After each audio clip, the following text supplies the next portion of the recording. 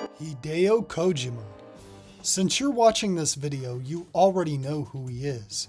But did you know that his first game wasn't actually Metal Gear, but instead an MSX game about a penguin? Well, today, I actually want to take a look at not only the game, but the entire Konami Penguin game trilogy. Yeah, that's right, it was a trilogy. I think it's unfair how these games have merely become a footnote because they're not only really good, but pretty crazy as well.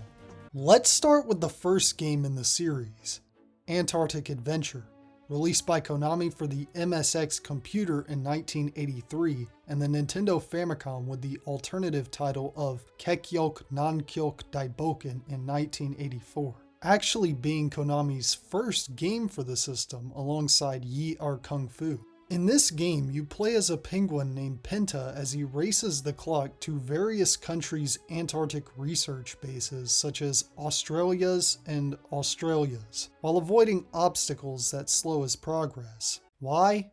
I don't know. Maybe to just take pictures by them or something, it looks like. It's very similar to modern endless runner games. Honestly, I'm kind of shocked Konami never actually brought it back as that.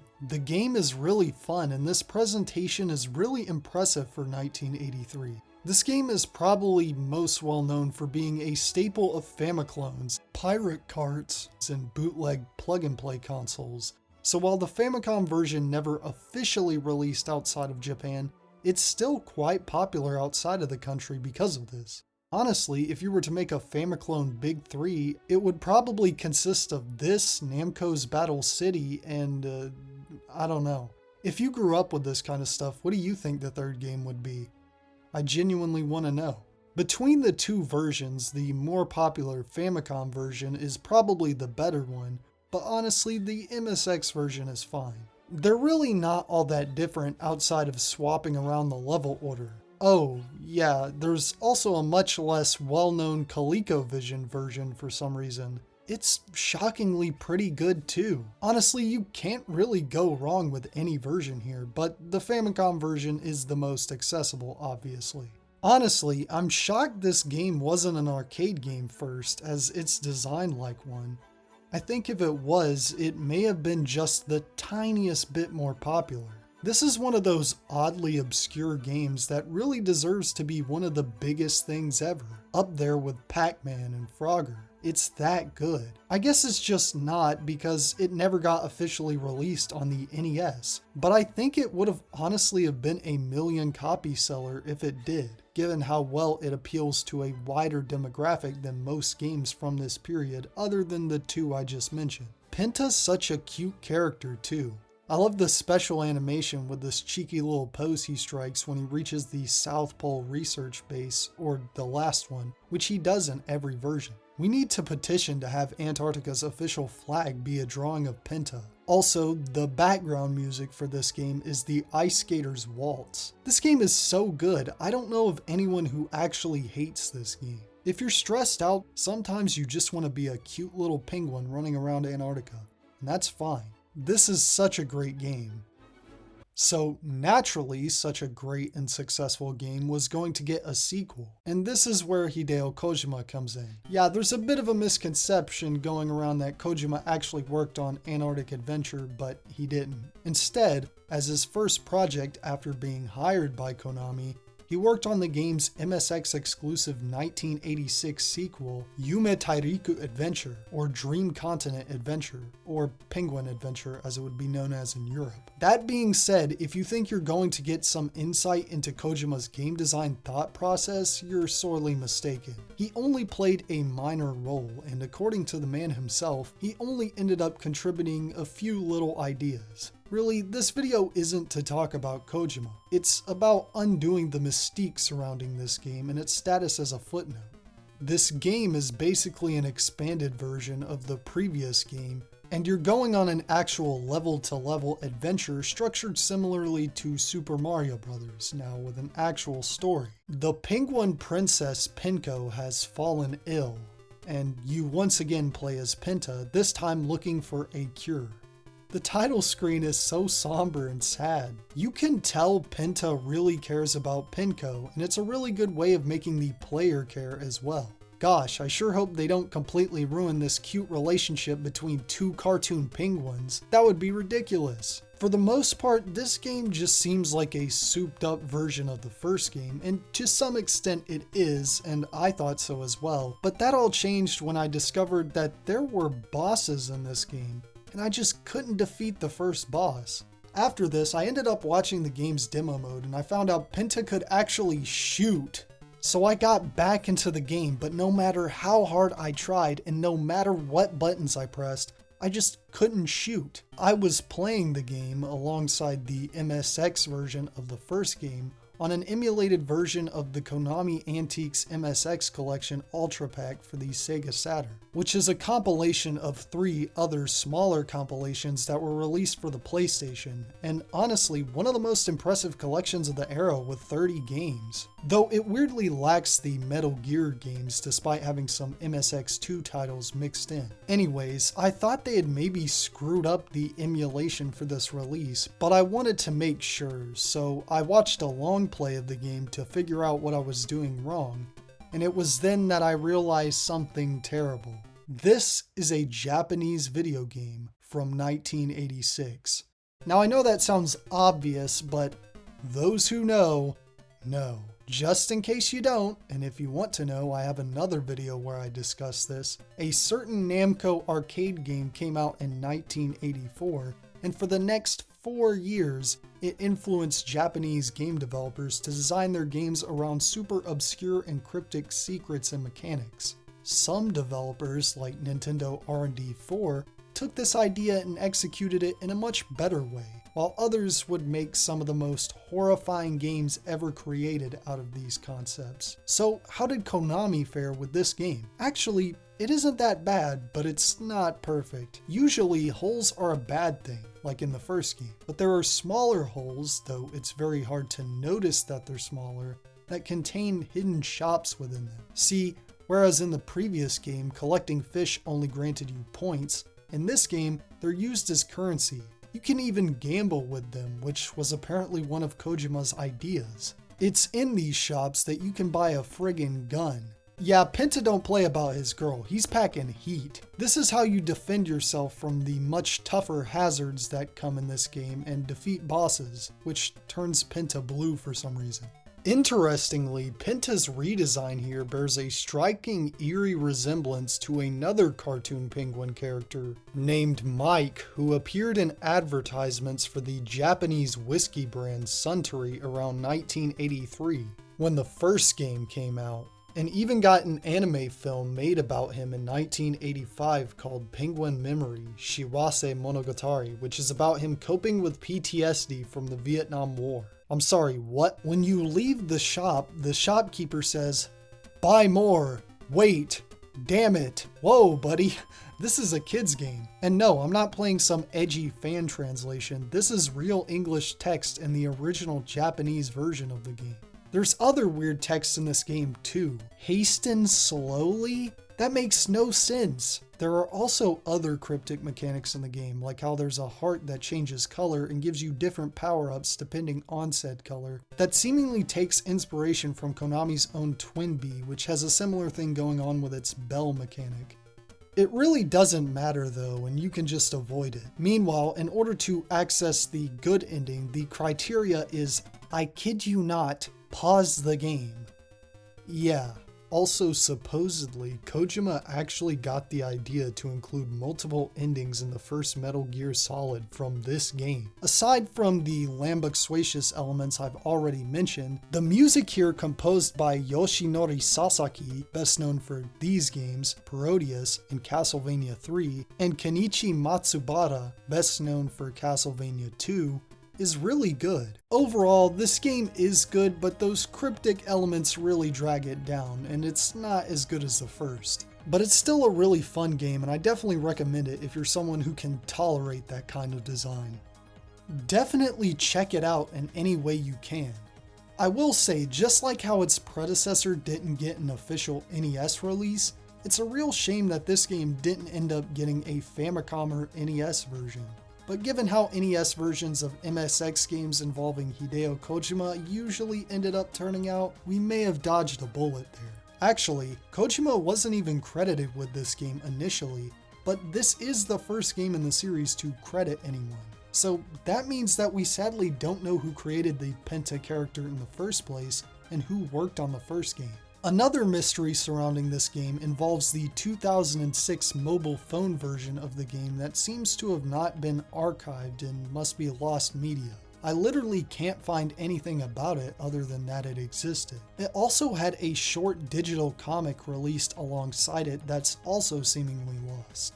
But I guess if there's one thing we can take away from Penguin Adventure, it's that it's truly the first Strand-type game. And that's where our story seemingly ends. Now in Parodia, but Sunshine Feeler! I thought you said it was a trilogy! Oh god, here we go. Now we get to the part of the video I've been dreading. I've actually wanted to make this video for a little while, but this is the reason I usually ended up throwing it back on the bad ideas pile. A third game released in 1991 only for the Famicom, Yume Penguin Monogatari, which translates to Dream Penguin Story. At first this game seems fine. It only takes a format change into being a side-scroller, but this game has one of the most annoying gimmicks to ever be put in a video game. So, you know that one Sonic 2 ROM hack, Sonic 2 XL? If you don't, it's a fan-made ROM hack of Sonic the Hedgehog 2 where the rings in the game have been replaced by onion rings that incrementally make Sonic fatter, and you must try to avoid them, and if you don't, you must try to lose weight by running before it's too late. Most of the hack's entertainment value just comes from the hilarious novelty of playing as a morbidly obese Sonic the Hedgehog, but from a gameplay perspective, it presents a new challenge, especially with rings still being your form of health and Tails' presence. It's actually kind of mechanically interesting, especially compared to this game, which tries to do the same idea but fails. The story is that Penko has dumped Penta for being too fat and has gotten with a pimpgwin. So Penta must try and lose weight while the pimpgwin tries to fatten him up on his journey, while at the same time encouraging his dieting and exercise. Yeah, that makes sense. Already, before we even really get into the gameplay, I hate the story. Remember how cute Penta and Penko's relationship was in the previous game? We'll throw all of that out of the window. You know it's bad when I'm not even the kind of person to get invested into the relationships of cartoon characters, and even I'm mad. Now we have these cynical, mean-spirited versions of the characters, and I would be fine with that. I actually kind of like the premise on paper, but they're devoid of any likable traits now. The only reason I like these characters is because I'm thinking about the previous game. I don't even like their redesigns. Stop staring at me with them big old eyes! The only kind of funny thing here is that in the ending, Penko ends up getting fat, but is it really that funny for such an obvious joke? Anyways, to get into how this affects gameplay, Penta must try to avoid eating anything to avoid being too fat at the end of the stage, while drinking as much diet soda as possible to slim up. Yeah, don't eat apples, but soda's good for you. Yeah, that's extremely backwards, but I honestly don't care as long as it's fun, as do you really expect a nuanced depiction of dieting from a cartoon penguin game? It's not like it's educational or anything, and I really don't think children are stupid enough to replicate this, and people who genuinely think that they would don't actually care about the safety of children or actually have a real grasp on how entertainment may affect an audience. They just have a low view on other people's intelligence caused by ego and dominance problems. But like I said, I don't care as long as it's fun, but it's not. This system is so annoying to manage, it really made me appreciate Sonic 2 XL more. Maybe that's just because that's a fully fleshed out set of mechanics and levels already, with the gimmick just added on top of it, I guess. This game has nothing interesting going on gameplay wise outside of the gimmick, but I find that gimmick to be annoying. It's not even a hard game, as you can't actually die, it's just frustrating because you can work through a whole stage just to fail it, which is honestly worse. Yet, it's so boring because the game's lacking in any substance outside of the gimmick. Looking back, the gameplay style of the previous entries was so unique for the time, why even abandon it at all? This is one of those games whose existence baffles me. What a terrible way to end a series that had so much potential, especially since we could have gotten a port of Penguin Adventure instead. To say something nice, it's competently made. The stages, which alternate between platforming and shoot-'em-up sections, really aren't that bad on their own, and you could honestly make a ROM hack stripping the fat mechanic out and it would be a better game. The music's also alright, it's NES era Konami, so of course it is. Some people seem to enjoy it, but I don't. Form your own opinion, of course, but I really can't recommend this one. Now, these aren't all of the games that Penta appears in. In the 80s, Penta was actually a bit of a mascot for Konami and cameoed in a bunch of other games. Honestly, I really think they should have pushed him more. He's a really good mascot for the company, and he easily could have become a character with the likes of Pac-Man, Mario, and Sonic, even in terms of games. It's weird to think of Konami having a mascot, as they're most famous for more gritty franchises like Castlevania, Contra, Silent Hill, and Metal Gear, but actually, in Japan, they're viewed the complete opposite way, and they're mostly remembered for their cute games, and Castlevania and Contra weren't even as popular in Japan. They're definitely the company with the most different perception between Japan and the rest of the world, for better or worse. While these three games are the only real main Penta video games, he starred in a bunch of other arcade metal games and mobile games as well. The most that the Konami Penguin legacy would be carried on, however, would be with the Parodius series. For those who don't know what Parodius is, it's a wacky parody spin-off series to Konami's Gradius shoot-'em-up games, and is probably best known for originating the sound effect. And when I said legacy, I meant that very literally, as starting in Parodius Da, the second Parodius game, one of the main characters you can play as is Pentaro, the son of Penta and Penko. Now, given that Parodius Da came out in 1990 before Yume Penguin Monogatari, you definitely weren't supposed to think this, but I feel bad for the little guy, given the reveal that he likely grew up in a broken home. Actually, maybe the last game's ending was actually revealing that Penko was pregnant with Pentaro. Thankfully, despite this, he seems to be doing well. He found his own mate named Hanako, and as of the last game, he became the leader of the Parodius mercenary group, though there seems to be some internal penguin war going on here. This penguin society definitely gets less peaceful as the timeline progresses. Random side note, I actually wonder if the use of classical music in the Parodius games was inspired by Antarctic Adventure's use of that waltz. Once again, just like the misconception of Kojima working on Antarctic Adventure, there's a misconception amongst some people that Penta and Pentaro are the same character, but they're not. Basically, Konami Penguin game lore is deep, and that's really all I have to say. Anyways, to reiterate, I really just made this video because I wanted to demystify these games, give them more attention beyond being a footnote in Hideo Kojima's career, and clear up some of the misconceptions about them. And hopefully you gained a new appreciation for Konami's Penguin mascot and his games. Thank you to my patrons for supporting me. You can do so as well if you'd like. Thank you for watching, and go play Antarctic Adventure.